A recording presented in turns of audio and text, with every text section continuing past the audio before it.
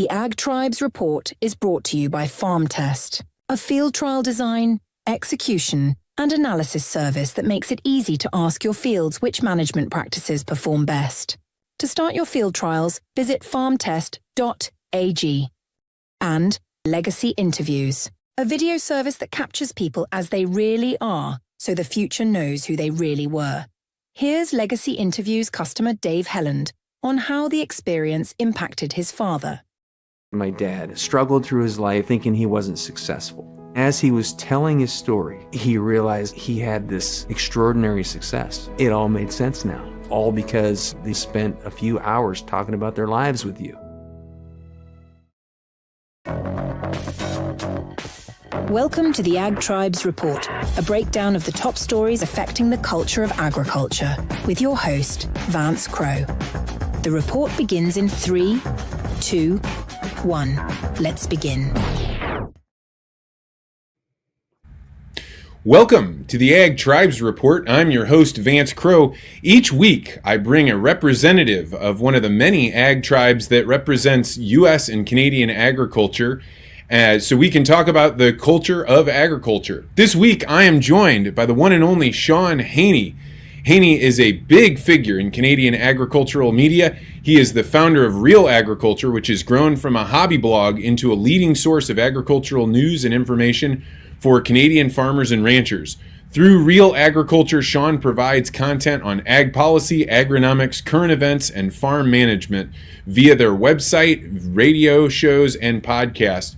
Sean hosts Real Ag Radio, broadcasts across North America on Rural Radio Channel 147 on Sirius XM, daily at 4:30 Eastern. Sean, welcome to the Ag Tribes Report. Vance, it is great to be here. You've had a great lineup of guests. I hope I can meet some of the expectations that some of them have left. So it's great to be here, and it's great to see you, man. It's good to see you too. This week, we have some stories about the choices that Trump is making for his cabinet and how it's affecting Canada, in particular, what's going to go on with the renewable fuel industry. We also have a story about how are things going to happen with U.S. and trade economic war potentially with China. And also, we're going to talk about one of the stories that Sean wrote himself, what is on the chopping block as farmers sharpen their pencils for the 2025 budget. We're going to do all that.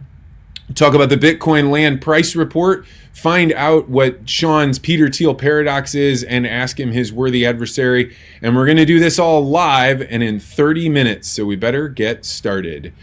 First up is our headline from Real Agriculture, Sean's outlet. From Biden's tax credit to Trump's cabinet picks, renewable fuels face an uncertain future. The renewable fuel industry is anxiously waiting for policy details from both the outgoing Biden and incoming Trump administration. Key issues include the criteria for the 45Z tax credit, which remains undefined, potentially affecting 2025's industry outlook. Trump's nominee for leading the Environmental Protection Agency, New York Congressman Lee Zeldin, has a history of opposing renewable fuel legislation, while his other nominee for Interior Secretary, who will chair the new National Energy Council, North Dakota Governor Doug Burgum, could support this. So the industry hopes to align with Trump's goals, and this is going to be very interesting. Sean wrote an article where they pointed out the concern over policies possibly restricting foreign feedstock use impacting trade with Canada. So, Sean, you talked with Jeff Cooper, the president and CEO of the Renewable Fuels Association, and he was concerned about the lack of clarity. What do you have to say there? Well, I think everybody has concern about the lack of clarity. Like you think back to Commodity Classic, March of this past year, we were supposed to, that's kind of, I think, when we were first supposed to get some details. What was going on with 45Z and climate smart agriculture, and what practices qualify for the 45Z tax credit. And, we're going to have an inauguration here soon. And you got to kind of wonder, and Cooper alludes to this in my discussion with him, does the Biden administration just sort of park this in the trees and just let the Trump administration, deal with it, which probably pushes it back even further, to be honest with you, Vance. And farmers are going to go to the field and maybe not have some of the details, which I think provides some uncertainty. what I think really is when it comes down to biofuel policy, I think there's a lot of people sort of assuming, based on, you said, EPA Secretary Lee Zeldin, Elon Musk. There's some people there that probably have talked a little bit against biofuels, in particular the RFS. I don't personally think, at the end of the day, there may be some choppy water, so to speak, but I do not see the Trump administration tearing apart biofuel policy and some ethanol like some people are kind of expecting them to or think they could. It's not going to be without noise, but I think at the end of the day, Jeff Cooper and others on the biofuel lobby side, they got their work cut out for them. It's going to be pretty nasty at times. Yeah, I mean, so I'm clearly like a free market capitalist, and I think the mandates, so in the United States, you'll have a state like Illinois that'll say, we mandate you must have this much ethanol in your gasoline.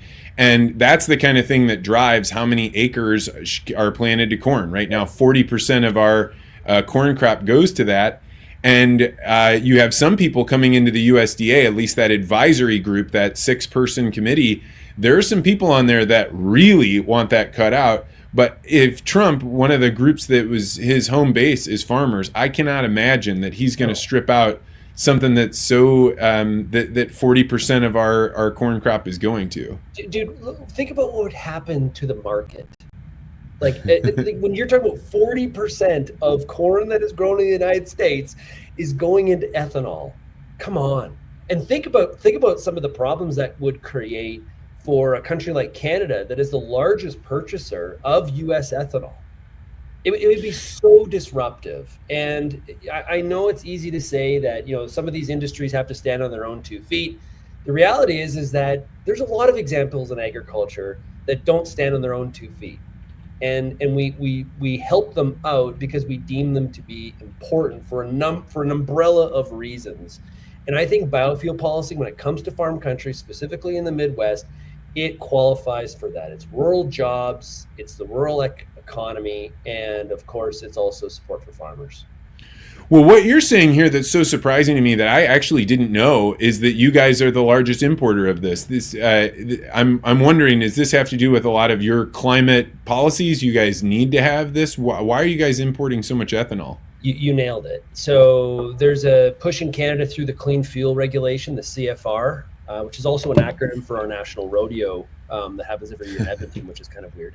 But the CFR is in play. Part of one of its goals is to lower the carbon intensity of fuel. And one of the ways you do that, we don't have the size or scale of the U.S. ethanol industry in Canada. So one of the ways you do that is you do have some domestic production, but you're also a large importer. And this is an example where free trade works. And I think you're going to see Canada reminding the Trump administration, when they start to talk trade here very shortly, that this is one of the things that Canada is buying in large quantities from the U.S. Well, let's move on because trade is such a big story right now. From Jim Westerman at Farm Journal, Trump's cabinet nominees now up odds for expanding the U.S. trade economic war with China. President-elect Donald Trump's selection of Howard Lutnick, the CEO of Cantor Fitzgerald, as Commerce Secretary, highlights plans to leverage tariffs in trade negotiations, with Lutnick emphasizing their use both as a revenue source and a bargaining tool. Lutnick has called the tariffs a negotiating tool that could be used to convince other countries to bring down their own levies or force companies to move production to the U.S. He has said Trump would avoid taxes on products U.S. companies don't make. Commerce oversees the International Trade Administration, an agency in charge of enforcing trade laws and investigating unfair trade practices. Sean, this is a pretty big deal for American farmers because they're wondering, hey, if we start throwing up tariffs, last time China threw up big barriers at us, now all of a sudden you're having to send checks out to farmers. Do Canadian farmers care about who's put in at the head of the commerce? I think they do, because in this case, Lutnick is, obviously he loves the word tariff, I think, as much as President Trump does. And I think one of the concerns that good trading partners of the U.S. have is that you apply the same trade policy to those good trading partners that you do to China, right? And I think that's, and we know that President Trump in the first administration, very transactional, overemphasis on trade deficits and not enough on I guess maybe some of the nuances of how trade works in some of those cases, like who's a good customer and who's not. China is different. Japan is different. So Japan is kind of like Canada. Japan's a very consistent purchaser of U.S. goods, focused on quality. It's a stable customer. China and India are not that. I used to laugh in the first Trump administration when it was like, yeah, we're going to go negotiate a free trade deal with India. It's like, oh yeah, good luck. If you think trade with China is difficult, let me introduce you to their neighbor, India. The policies and the tactics that you use on a country like China, I think do a real disservice to the U.S. economy if you apply the same thing to a country like Canada or Britain or Australia, for example. So I think it's maybe the appointment of Lutnick is lost on a lot of Canadians, but I think they should be more thinking about it from a farming perspective, because we've got some pro-tariff people that are going to be talking in the Trade Department. In my world, people were throwing around Lutnick as the head of Treasury, hoping that this Bitcoin bull, one of the guys that's probably one of the biggest Bitcoin bulls in the world, would be that. And I didn't realize all of his statements on tariffs until you start watching that. I think from the U.S. perspective, people are hoping that Trump can continue to get U.S. goods sold around the world, trying to make it as cheaply, like trying to bring more jobs back. One of the things that I think happened that made him win this election in particular was they went to the Rust Belt and said, see all this hollowing out, this was the Democrats' fault. And the Democrats didn't come in and say they were going to do anything. They said, we're going to do more of the same. Well, tariffs are a really good way to get the Rust Belt to say, well, maybe we'll get more manufacturing, maybe we'll be able to come back. Do you think this is just a bargaining chip in order to bring other people to the table to give the best deal possible? Or do you think, tariffs might actually be real? Well, I think it's sort of the Trump playbook, right? So when I heard him say that he was going to apply 100% tariff on everything coming out of Mexico, I think we've sort of entered the area of hyperbole. Okay, that would be one, again, from an agriculture perspective. Mexico is a very important trading partner on agricultural exports. So again, agriculture gets kind of is sort of an afterthought sometimes on some of these policies. I think it's thrown out there, and it's the other country has to negotiate it away. That's kind of the Trump playbook. For sure. They're going to be really careful, though, because there are some things that the U.S. cannot produce. Sure, steel and aluminum, absolutely. You're trying to bring those jobs back. Think about potash, for example. You apply a 10 or a 20% tax or a tariff on potash that's coming out of Saskatchewan in Canada, for example. 86% of the potash that is used in the United States comes out of the province of Saskatchewan. And you can't pick up a potash mine that deposit's been there for 360 million years and move it to Idaho, because that's where you want to create jobs. So, in some applications this works, and in other applications it doesn't. And it actually gives Canada, in this example, a little bit of a bargaining chip on some other matters. Well, we will see how it goes. The only way I would have ever been even open to tariffs was if he said the magic words, we'll get rid of income tax, which I am very interested in doing. I don't know if it's real, but what an exciting time to be alive. Moving on to the third story tonight. This is a story you wrote. I was very interested to hear it. This is from Real Agriculture. What's on the chopping block as farmers sharpen pencils for the 2025 budget? As part of the October Canadian Farmers Sentiment Index, Real Agri Studies asked farmers about where they plan to focus cost-cutting measures. There are some clear no-goes, such as selling off land, but equipment spending and some product use is likely to get cut first. The largest focus on cost saving based on farmers saying definitely or likely we're spending on equipment using more generic products and to reduce some of the crop products, foliar sprays and biologicals. The most definite cost-saving area in equipment was spending, with 24% of respondents saying they were definitely going to do that. Sean, what is going on in the mind of farmers? Are they always like this, or is this something new from other years? Yeah, I think this is an issue that's in Canada and the US, right? So I think we can sort of extrapolate this data across border. There's a lot of concern about farm profitability in 25. 24 has not been a real banner year, depending on where you are. And there are pockets that did okay, and there are pockets that are of real concern. Livestock has been much better than people that are in broadacre or row crop farming for sure. I think what I took out of Advance is that when you think about core agronomics, you think about fertilizer, you think about crop protection products. People realize they can't eliminate some things. Like my dad has a saying, save a nickel to spend a dollar. Like you can look at maybe where you're applying the fertilizer. You can look at, looking maybe a little closer at that soil test. Every year, no matter what the soil test says, we go with this much phosphorus, we go with this much nitrogen. Maybe this year we should maybe look at it a little bit closer. But farmers knowing that if they cut some of that stuff too much, they're going to end up hurting themselves long term. And some farmers had told us in the open-ended responses that prices are lower. I gotta yield myself out of this. That's the philosophy that some have used, but not all. If you get out of that core agronomics, they're looking at using more generics as opposed to some of the brands. That makes sense. You can understand that, especially when it comes to things like pre-burn off, I'm sure, and things like that. And also some of the fringe things, maybe like you said, like the biologicals, maybe some of the humics, some of the things that are nice to haves, or maybe they haven't necessarily proven themselves out to have that return on the farm on a consistent basis or maybe they're just sort of trying them out for the first time. Those are things that may get pushed a little bit more to the side, or more probable to get pushed to the side. The one I've seen in Canada in our research and in the US through Farm Journal's Ag Economist Barometer is farmers cutting back on spending on equipment. And the Association of Equipment Manufacturers, their monthly flash report shows it like hardcore that we're in a tight time for OEMs. If you're interested in economics and supply and demand, supply is there, demand is in decline, and that means prices are going to have to come down to bring farmers back into the market. And after a pretty heavy period, you John Deere and AGCO and Case, they had some pretty lofty years through the pandemic when supplies were tight, auctions were going crazy on used equipment. That demand is backed off, and we're seeing farmers are going to have a little bit of tighter wallets on their spend. Now, but the thing is, Vance, farmers, like I had to tell some companies, some clients, like you do realize farmers are going to plant a crop. I think we've sort of overshot it a little bit on some of the negativity.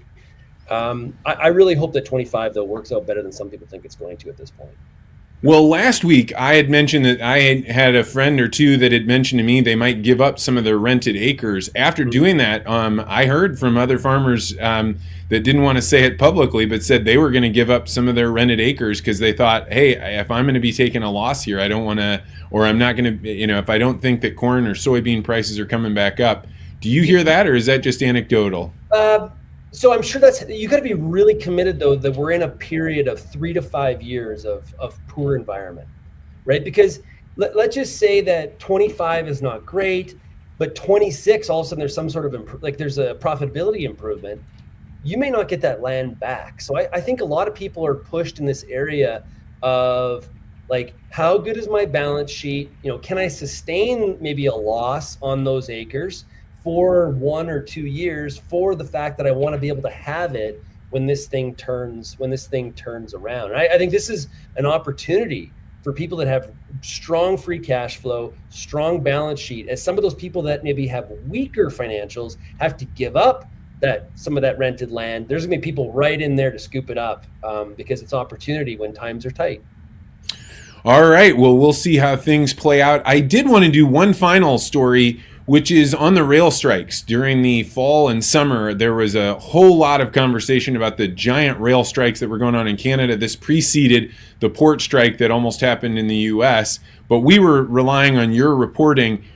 Once that got resolved, people just kind of walked away from it. Are the trains back running? Is everything caught up? What's going on with strikes in Canada? Yeah, on the trains, yes, they are running. The government forced them into binding arbitration. We had a port strike at Montreal and at the Port of Vancouver as well. Earlier this month, the government has forced binding arbitration in that case as well. The unions are suing the government, saying they're misapplying some legislation, but that could take a long time to work itself out. But so that binding arbitration is underway. Trains are moving, ports are back working, but Canada, similar to the US, has post-pandemic has been in this rolling sort of period of there's a strike here, there's a strike there. Obviously, unions trying to show some of their muscle. I'm no union person. I would not be often talk poorly about some of the unions. I think they've sort of served their purpose in some cases. They in the coal mining days in the early 1900s, absolutely. So in some cases now, I'm not totally a fan of some of the disruption that is caused, especially when it comes to pushing back against things like automation and robotics, especially in cases where it shows that you can improve the safety of the worker and to still not allow some of that automation because you're scared that a job may disappear. I don't know about that. So Canada's been the land of the strike. Canada Post, our national rail or our national postal service, is on strike now too, and we're in that building. I'm in Lethbridge, Alberta, and we're actually in the Canada Post building on the second floor. And so I see the picketers going around and around the building, and it's just like, what nonsense. What a treat it would be if our postal workers went on strike and didn't deliver mail. It would be a fantastic thing for us. All right, let's move on with it. Thank you for doing these stories with us. If you are listening and during the next week you know a story that you think we should cover on the Ag Tribes Report, send it to me on X at Vance Crow. Moving on to the Bitcoin land price report. Wow.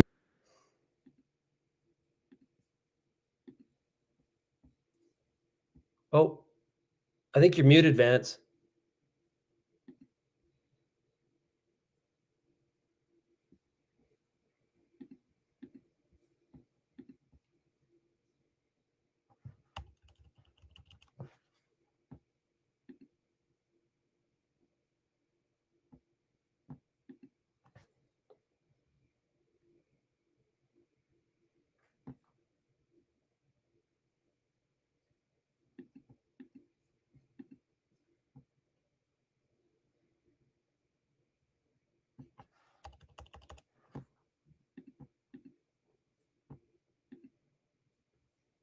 I can't hear you.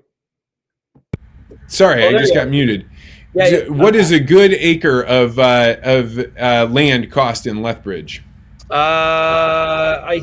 Irrigated land, like 15,000 an acre, I think, upwards of 20, but I would say 15,000 Canadian an acre. Okay, so if we were to now take that and put it into Bitcoin, that means that your land is about 0.11 acres per Bitcoin. And that means, in other words, 1 Bitcoin would buy you about 9 acres of farmland in Lethbridge.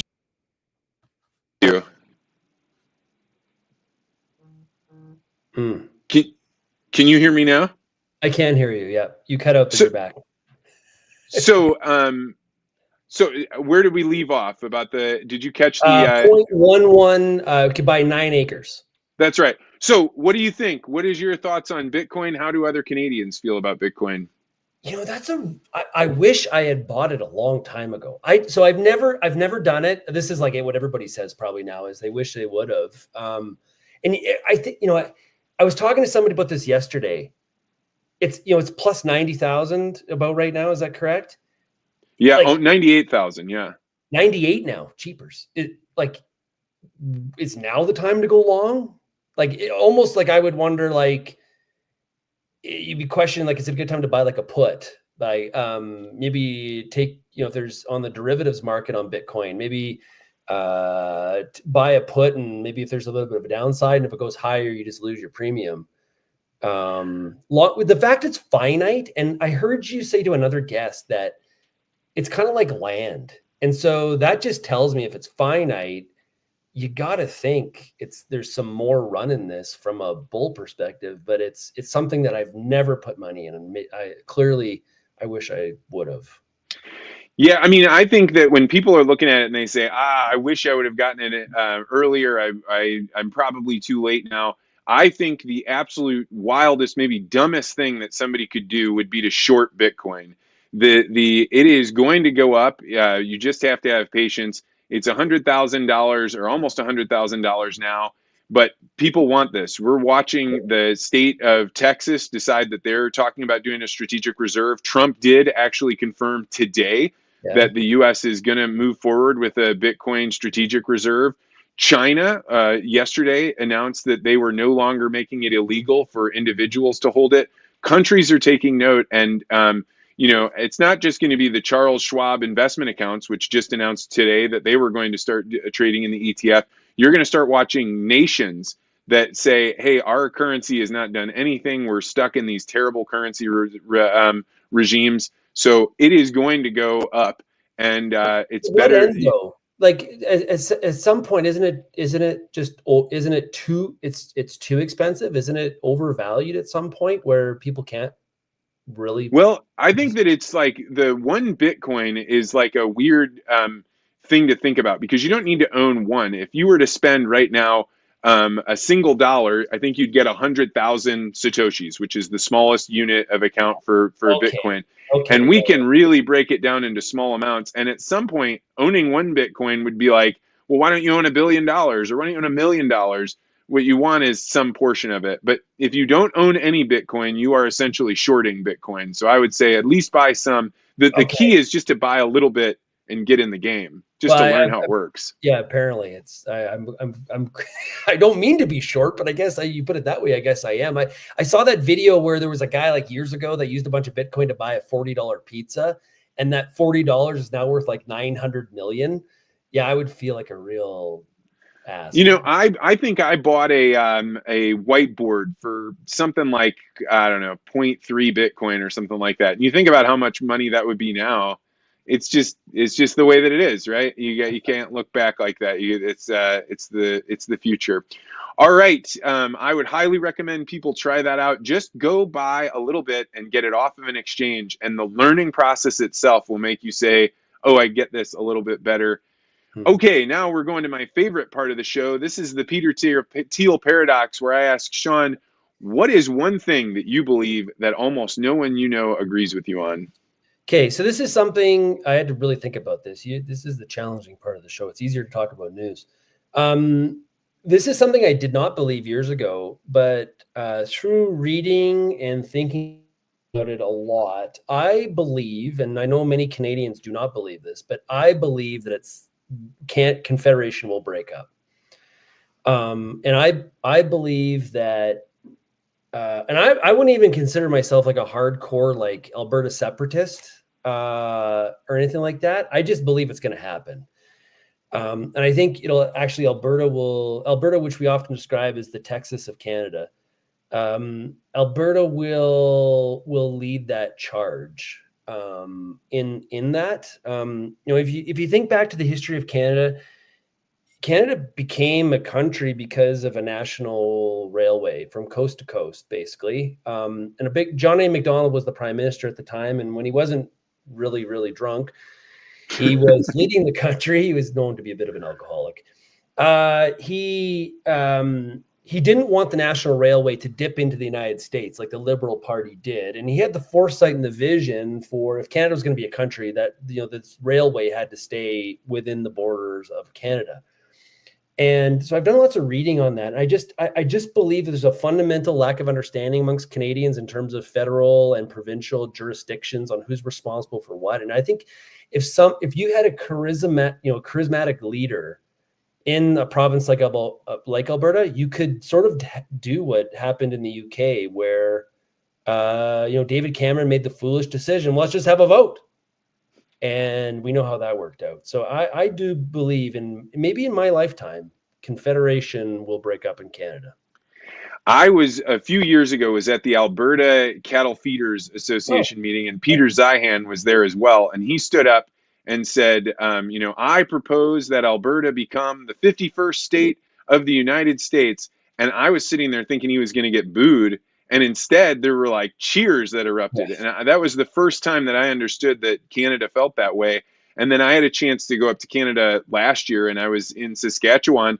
And I heard actual ministers saying, if Toronto won't give us freedom, like, we're going to take it. We're not going to put up with this. They take everything from us. They want all of our raw goods. They won't let us export our own oil.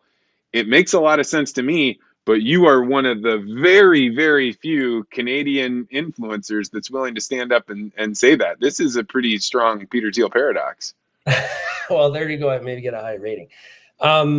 I think it is controversial, and I think a lot of Canadians that are watching this will probably say, like, "Oh, you have flown the coop." But I think there's challenges with it, like especially from Alberta perspective, being landlocked, not having access to tidewater, especially as an exporting nation, if it was to become its own country, would be a huge, massive challenge. Obviously, trade agreements. I'm not sure I would go as far. I've read that Zion talking about that. I'm not sure it would be a foregone conclusion that Alberta would say, hey, we need to join the United States, although there is some similar thinking. Like, there's not a lot of difference in the thinking between Montana and Alberta, to be honest with you. But I think Canada's got real troubles long term. There's real mental blocks, okay? There's two physical barriers in Canada that create mental barriers. One is the Rocky Mountains. British Columbia is very isolated. Okay. I was there this morning. It's very isolated because of the Rocky Mountains. Beautiful province. But then you also have the Canadian Shield that separates Manitoba and Western Canada from Central and Eastern Canada.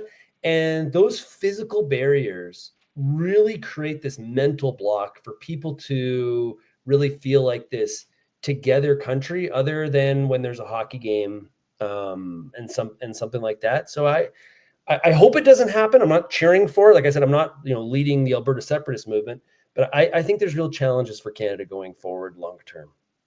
Well, I'm going to let the podcast run long today because this is such an exciting conversation.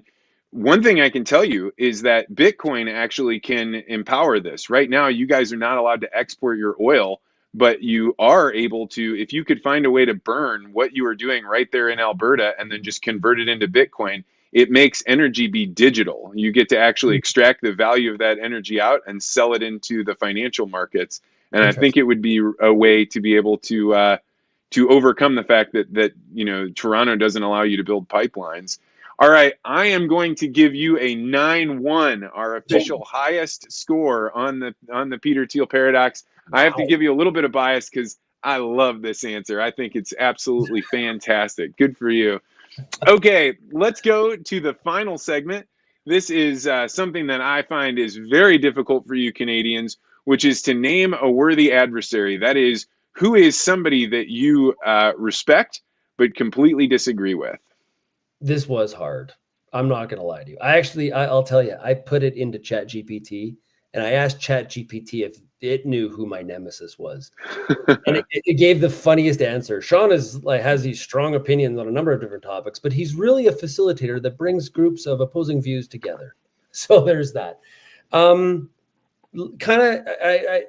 What came to mind after thinking about this a lot is one of my big annoyances in life is when people get trapped in their ecosystems. And I know this is something that you fundamentally believe in too, Vance, because you love conflict and people with different thoughts and challenging your views on stuff.